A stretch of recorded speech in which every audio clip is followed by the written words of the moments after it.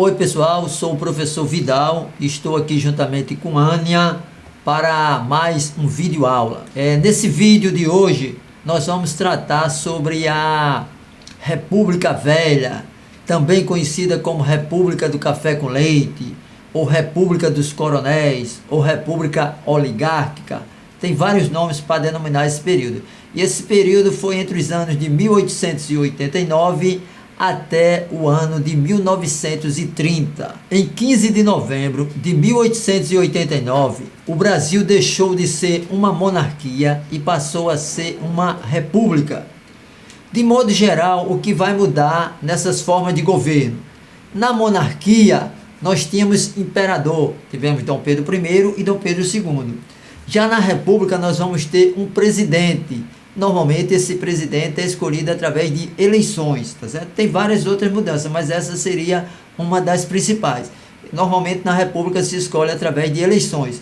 Algumas situações não, por exemplo, se nós pegarmos um país chamado Coreia do Norte, é uma república, mas o presidente de lá, ele é um ditador, então não existe eleições na Coreia do Norte, tá certo? Esse período que nós iremos trabalhar aqui nesse vídeo, que vai de 1889 a 1930, ele é dividido em dois. De 1889 até 1894 é conhecido como República da Espada. Por quê? Porque foram dois militares do Exército que estiveram na presidência da República. O primeiro, Deodoro da Fonseca, Marechal, e o segundo, Marechal Floriano Peixoto. E a partir de 1894 até 1930 vai ser a República Oligárquica.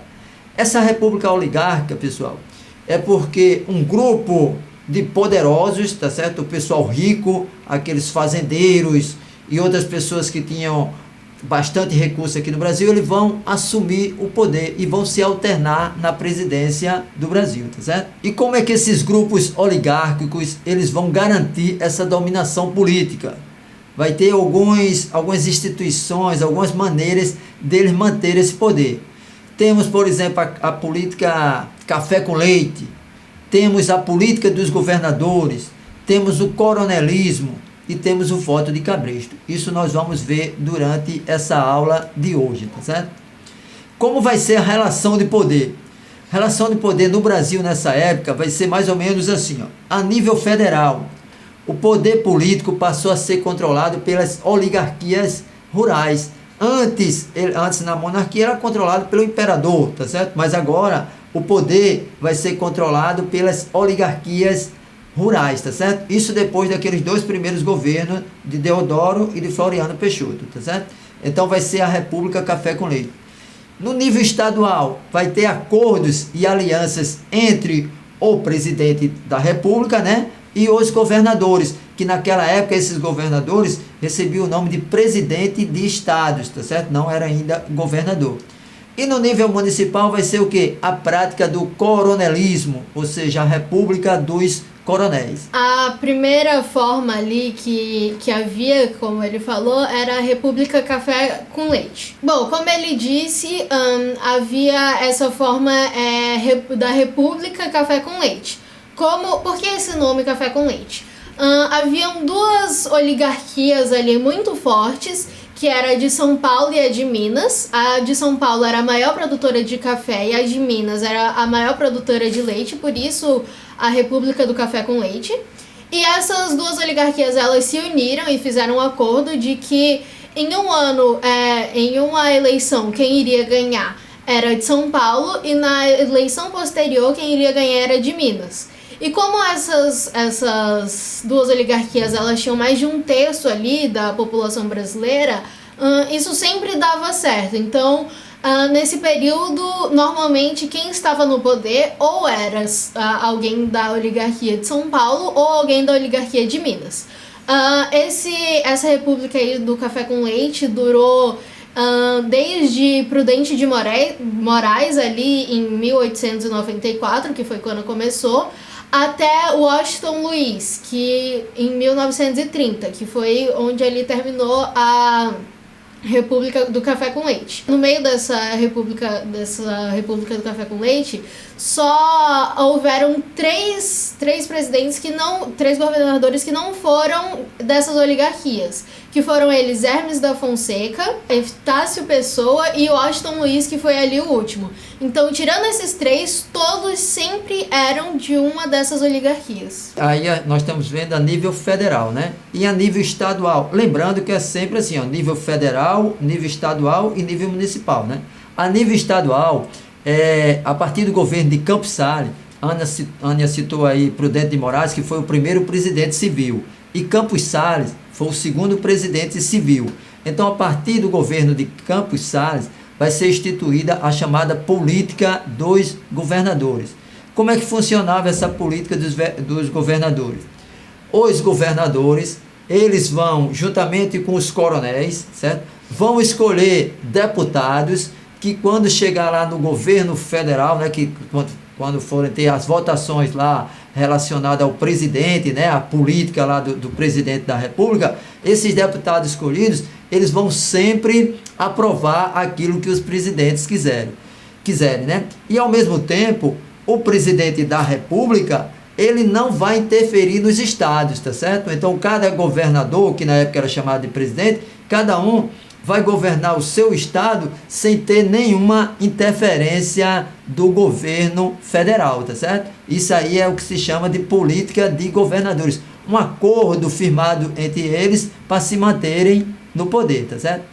Esse pacto, né, que existia um pacto chamado de pacto oligárquico, que está dentro da política dos governadores, ele vai funcionar principalmente com essa troca de favores, né? O governo federal não interfere nos governos estaduais e os governos estaduais vai procurar eleger naquele seu âmbito lá deputados que vão sempre votar a favor da política dos presidentes, tá certo? O outro, nós já vimos política café com leite, que a Ania falou, vimos a política dos governadores, o outro é o coronelismo, tá certo? Para entender coronelismo, temos que entender de onde vem esse termo coronel. Coronel é uma patente, tá certo? É um posto do exército. Só que esse coronelismo, ele não vem do exército, não eram militares do exército. Isso aí surgiu a partir de 1831. Nesse período de 1831 a 1840, o Brasil era uma regência, tá ok? Por quê? Porque em 1831, Dom Pedro I abdicou, e o filho dele, Dom Pedro de Alcântara, futuro Dom Pedro II, era de menor, só tinha 5 anos. Então, pela Constituição, foi estabelecida a regência. E nesse período regencial, entre os dois imperadores, foi um período de muitas revoltas, muita agitação no país. Então, foi criado por Diogo Feijó, que era um regente na época, a Guarda Municipal, a Guarda Nacional. E essa Guarda Nacional era formado, o coronel, né, o comandante da guarda em cada região, era aqueles coronéis que tinham poder, que não era chamado ainda de coronel, mas aquele pessoal, senhor de uma fazenda, dono de um latifúndio, que tinha o poder. Então, a partir daí, surgiu esse nome de coronelismo, tá ok? Pela criação dessa Guarda Nacional, que ela vai ser criada em 1831 e ela vai existir até 1922.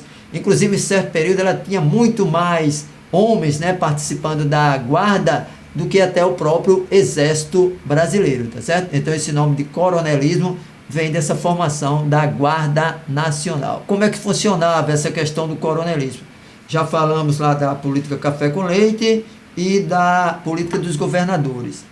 Era assim, em cada ambiente daquele, em cada região daquele que tinha esses coronéis, que era quem mandava, eles detinham o poder e eles, ao mesmo tempo, participando da Guarda Nacional, eles evitavam ou procuravam controlar qualquer rebelião, qualquer movimento popular que tivesse contra o governo federal, na época, os regentes, tá certo? Então, essa Guarda Nacional, que vai resultar no nome coronelismo, né? O comandante da guarda, de cada guarda vai se chamar aqueles coronéis, ela vai ser muito importante nesse período regencial e vai continuar durante boa parte da República. E por que acontecia esse coronelismo? Porque esses senhores, donos de fazendas, o pessoal que era de gado, tinha aquelas fazendas de gado também, fazendas de café em São Paulo, etc., porque eles controlavam a política no Brasil. Porque nessa época, 70% da população brasileira,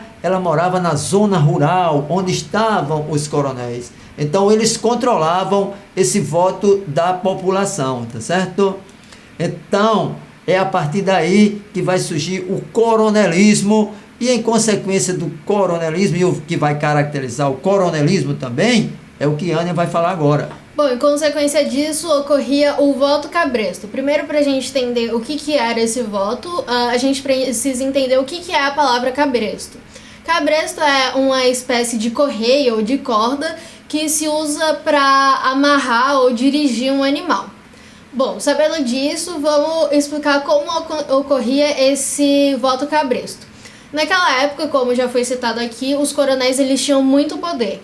Então, eles tinham muita influência nessas zonas rurais.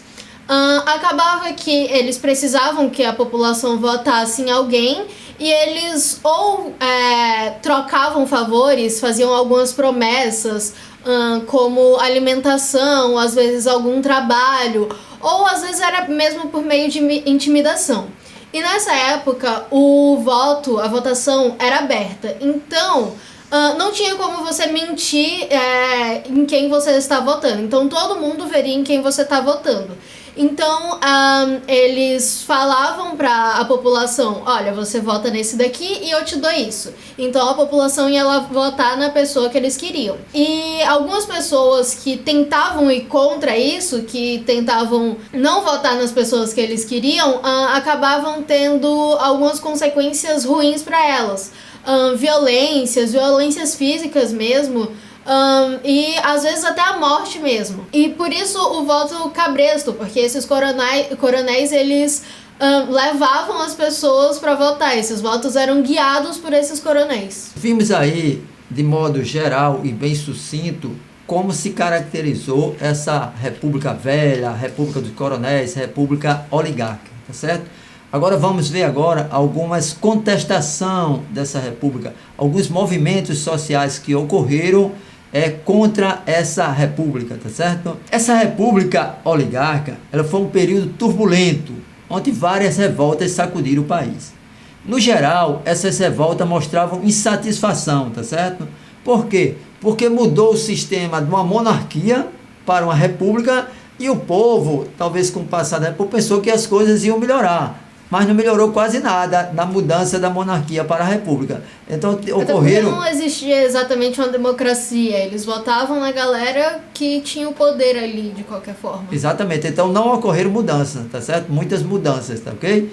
Então vai ocorrer algumas revoltas, como por exemplo, Guerra de Canudos, a Guerra de Contestado, o cangaço, a revolta da vacina, tá certo? Nós vamos ver principalmente essas 4 que seriam as mais importantes. Tem também a questão do tenentismo e outra, mas nós vamos ver essas 4 aqui, tá certo? A nossa primeira é a Guerra de Canudos, que vai acontecer na Bahia no período de 1896 a 1897, tá certo? Lembrando inicialmente, pessoal, essa Guerra do Canudo, ela se enquadra no movimento chamado de messiânicos. A palavra messiânico vem de Messias, tá ok? E ela é enquadrada nesse movimento messiânico, por quê?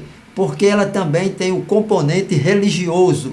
Ela vai ter um líder religioso que vai congregar aquelas pessoas daquela região, tá certo? Então, os principais componentes da Guerra de Canudos vai ser essa religiosidade popular, bem como o sentimento de revolta. E o líder dessa revolta vai ser Antônio Vicente Mendes Maciel, que entrou para a história com o nome de Antônio Conselheiro. Quais as causas dessa revolta? Concentração fundiária.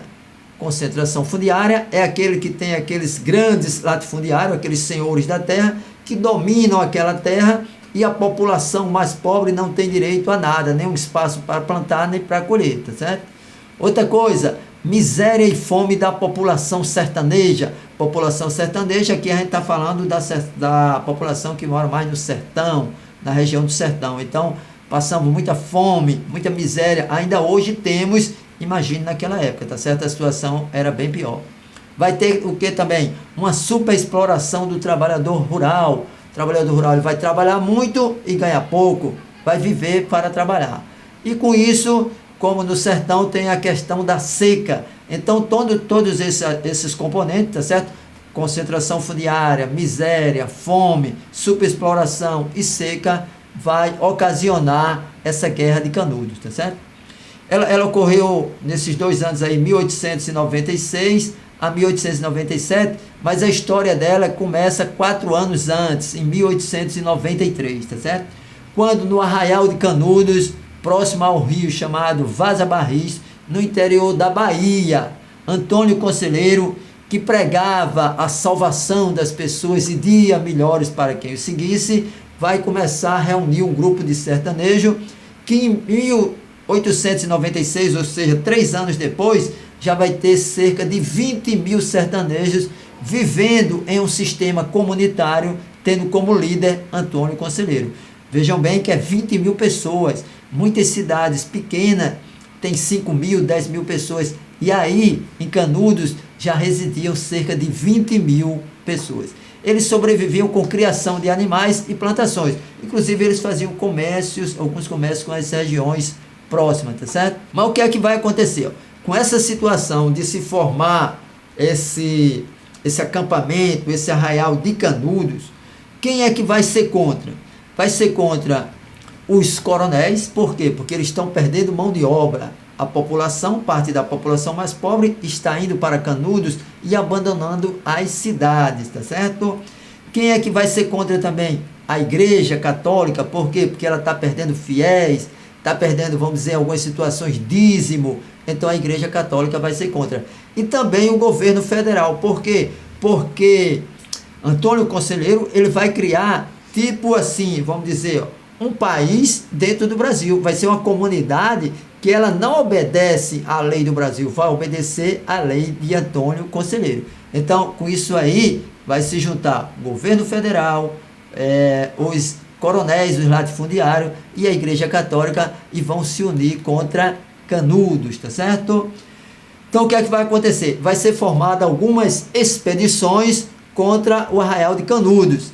Inicialmente, nós vamos ter 4 expedições. As 3 primeiras é mais o governo ali da Bahia que organiza, tá certo? Mas eles são derrotados pela população de Canudos.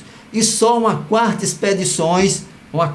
expedição, que já é organizada pelo governo federal e vem inclusive o exército, com canhões, tá certo?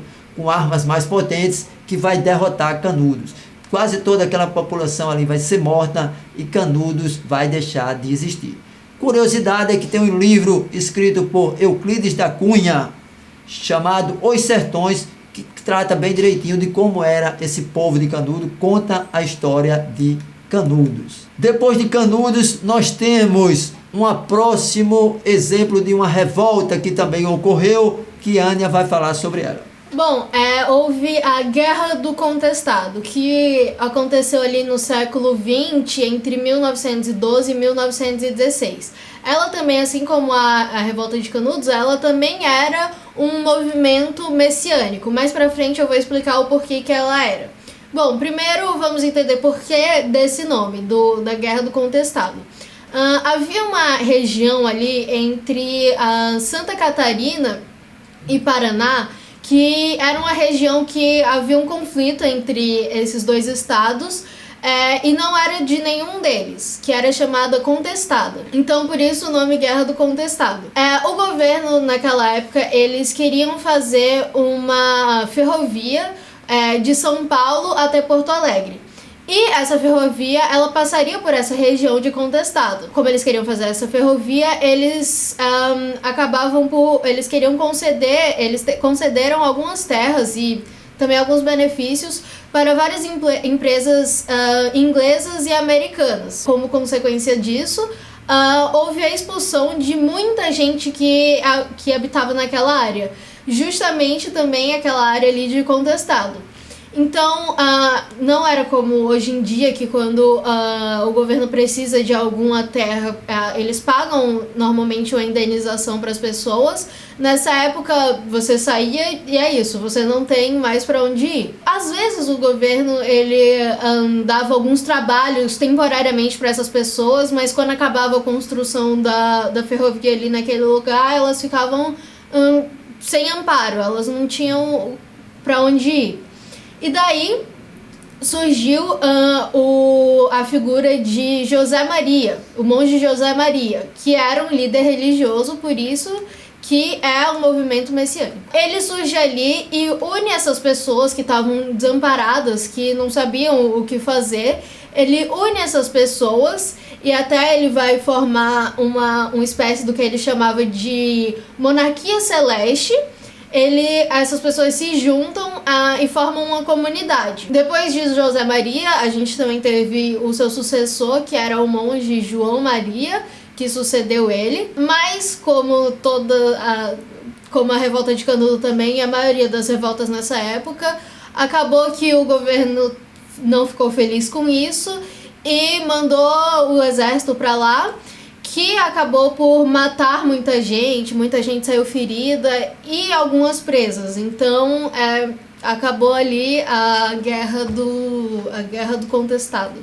Pessoal, é muito importante vocês entenderem essa parte. Eu falei sobre Canudos, Ania falou sobre contestados, e os dois movimentos, as duas guerras, né, são chamados de movimentos messiânicos, tá ok? É importante, que estão ligados à religiosidade, tá certo? Isso é muito importante vocês entenderem.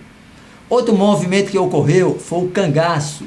Esse cangaço ele vai ocorrer de 1870 a 1940, então aproximadamente 70 anos de cangaço, tá ok? Esse termo cangaço, ele vem de canga, tá ok? E canga é um objeto, tá ok? Uma peça de madeira que é colocado principalmente em boi. Acho que você já deve ter visto o carro de boi.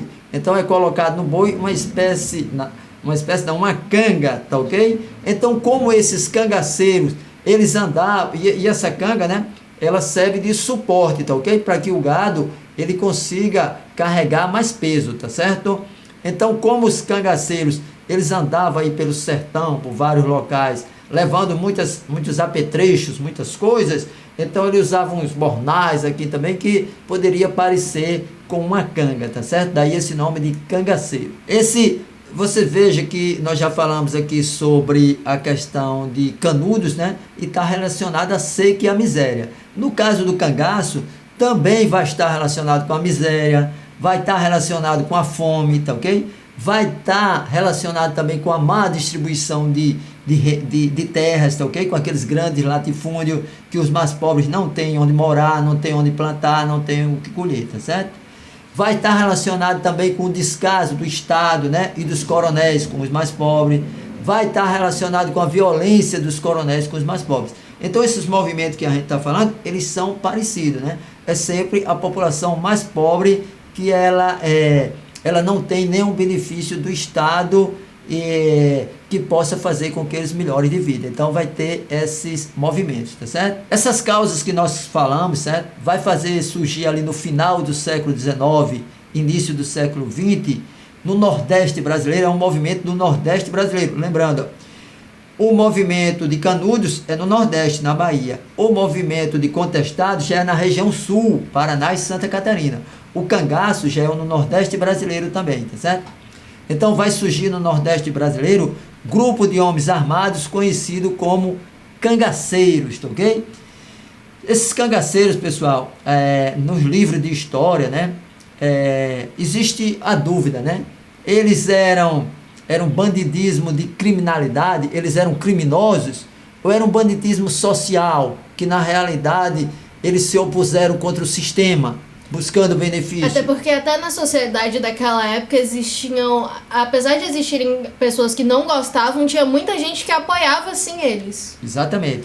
Então, ó, esses cangaceiros, o cangaço, né, eles caracterizavam por ações violentas de grupos, né, existiam vários grupos ou indivíduos isolados. Então assaltavam fazenda, sequestravam coronéis, saqueavam comboios, armazéns, saqueavam cidades, tá ok? Tem vários casos de várias cidades aqui no Nordeste que aconteceram disso. Tem até um caso famoso, que é o caso da cidade de Mossoró, no Rio Grande do Norte, que lá os cangaceiros, não chegaram a invadir a cidade, porque a população, junto com a força policial, se uniram e expulsaram os cangaceiros de lá. É tanto que se for em Mossoró, tem até alguns eventos justamente falando sobre isso. Uma determinada época do ano tem a chuva de bala, que é justamente falando sobre isso. Sempre no São João, no Nordeste, sempre tem Lampião e Maria Bonita. Então esses cangaceiros, pessoal, eles não tinham moradia fixa, certo? Eles viviam perambulando pelo sertão, praticando crime, fugindo e se escondendo. E às vezes ajudando algumas pessoas, né? Tem até o mito do Robin Hood, né? Muitos diziam que ele era bom porque roubavam dos ricos para dar aos pobres, tá certo? O cangaceiro mais famoso foi o conhecido Virgulino Ferreira da Silva, o Lampião, tá ok? Denominado Senhor do Sertão e o Rei do Cangaço. Esse nome Lampião, diz a lenda, né, que pode ser verdade, que dizia que porque ele atirava muito rápido com a sua arma, e do cano da arma, da maneira tão rápida que ele atirava, ficava tipo acesa, tá ok? Sem parar, vamos dizer, tipo uma vela assim acesa, e daí o nome de Lampião, tá ok? Que sempre estava saindo bala, vamos dizer, da arma de Lampião. Então, o Lampião, para os coronéis, a maioria dos coronéis não gostavam de Lampião, por quê? Porque ele ia contra o sistema, né? Ia contra os coronéis, tá certo? E para boa parte da população, considerava vários valores de Lampião, vamos dizer, considerar que Lampião era um bravo, que ele era herói, que ele era uma pessoa honrada, tá certo? Então, tem sempre essa discussão. A perseguição contra o bando de Lampião, né, que é o mais famoso, vai terminar em 28 de julho de 1938, tá certo? Na chamada Grota de Angicos, em Sergipe, tá certo? Forças policiais vão encontrar o bando de Lampião ali, estava Lampião, Maria Bonita, que era a esposa de Lampião, e vários cangaceiros, e uma parte dele foi morto e uma parte fugiu, tá certo? O corpo de Lampião, de Maria Bonita e de alguns cangaceiros, eles foram degolados e seus corpos foram expostos na prefeitura de Piranhas, que era naquela região ali próximo, tá certo? Fim do cangaço. Os cangaceiros foram perseguidos pelos policiais que eram chamados de volante na época, tá certo? A polícia era chamada de volante. E exterminados um a um. Eram os únicos que despertavam medo nos coronéis, justamente por não terem perspectiva de vida, né? Os cangaceiros eram aqueles bandidos ou um herói, eles não tinham perspectiva de vida. O objetivo deles era aquele grupo. Era questionar o sistema, né? Por diversos motivos, se uniam e saíam por aí não obedecendo a ninguém. Então a pergunta que fica é: os cangaceiros, eles eram bandidos ou heróis? Aí depende de cada um de vocês fazer uma pesquisa e depois chegar a essa conclusão, se eram bandidos ou heróis. Outra revolta que teve aí nesse período foi a Revolta da Vacina no Rio de Janeiro em 1904. Naquela época, o Rio de Janeiro era a capital do Brasil. E o Rio de Janeiro, ele, digamos que ele não era muito higiênico. Haviam vários ratos nas ruas, vários bichos, que não era muito higiênico, não era um local muito higiênico. E por isso surgiram várias epidemias de diversas doenças, como peste bubônica, varíola, febre amarela. E então o governo ele decide obrigar todos a tomarem vacina. Então eles entravam nas casas das pessoas e forçavam mesmo as pessoas a tomarem vacina. E as pessoas não gostavam muito disso, até por isso o nome A Revolta da Vacina. Outra questão também que foi bem importante para essa revolta da vacina foi que nessa época o governo estava com um projeto de modernização da cidade. Eles estavam se inspirando em algumas arquiteturas parisienses para trazer um valor, assim, uma estética melhor para o Rio de Janeiro. Então eles construíam prédios e avenidas maiores que acabava por deixar as pessoas mais pobres de lado, para escanteio. Então, essas pessoas mais pobres não conseguiam ficar nesse centro da cidade, nesse lugar, então elas ficavam nos cantos da cidade, em lugares muito pequenos para muitas pessoas. Daí surgem as favelas, as comunidades, porque essas pessoas começam a ser marginalizadas e ficam esquecidas ali no canto da sociedade. E por isso as pessoas ficam indignadas com essa situação e se revoltam contra o governo, que acaba, como as outras, não saindo tão bem, porque no final dessa revolta muitas pessoas morreram, assim como as outras, muitas saíram feridas, presas. Então, como todas as outras, ela não acabou tão bem, mas ela ainda teve um benefício, que foi, depois dessa revolta, um pouco depois, o governo tornou não obrigatório a vacinação, ele tornou facultativo. Então você se vacinava se você quisesse. Pessoal, então aqui nós encerramos essa aula de hoje sobre a República Velha, a República do Coronel. Tem vários nomes, tá certo? Fizemos uma apanhada assim das principais características desse período, que vai do início da monarquia, né? Do início da República até 1930, quando nós temos o final desse período conhecido como República Velha, e também falamos de alguns movimentos sociais que existiram naquele período. E esse foi o vídeo. A gente quer pedir para vocês deixarem um like se vocês gostaram, porque é importante pra gente, pra ver se vocês estão gostando. Deixarem nos comentários se a gente pode melhorar alguma coisa, o que vocês acharam do vídeo. Se inscrever no canal e ativar o sininho para vocês receberem as notificações de quando sair vídeo novo. E também seguir a gente nas nossas redes sociais, porque normalmente a gente posta por lá quando sai vídeo novo. Pessoal, então é isso aí. Valeu, até a próxima.